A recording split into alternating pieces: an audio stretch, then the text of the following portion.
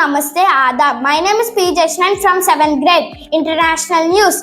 Japan approved a 500 km per hour maglev railway project expected to cut the travel time between Tokyo and Nagoya to 40 minutes.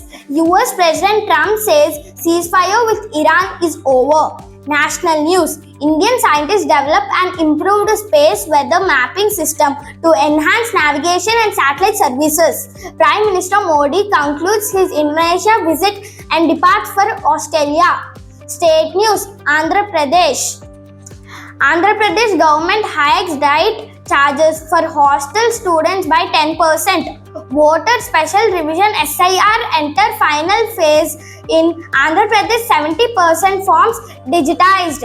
Sports news. Telangana to host 8th Khelo Indian Youth Games 2026. India to play its 4th T20 match against England team today. Thought of the day. Success grows from consistent effort, not from occasional motivation. Today's GK question. Who is the President Education Minister of Andhra Pradesh? Answer. Sri Nara Lokesh. That's all for today Bulletin. Thank you. Please do like, share and subscribe to our NT School YouTube channel.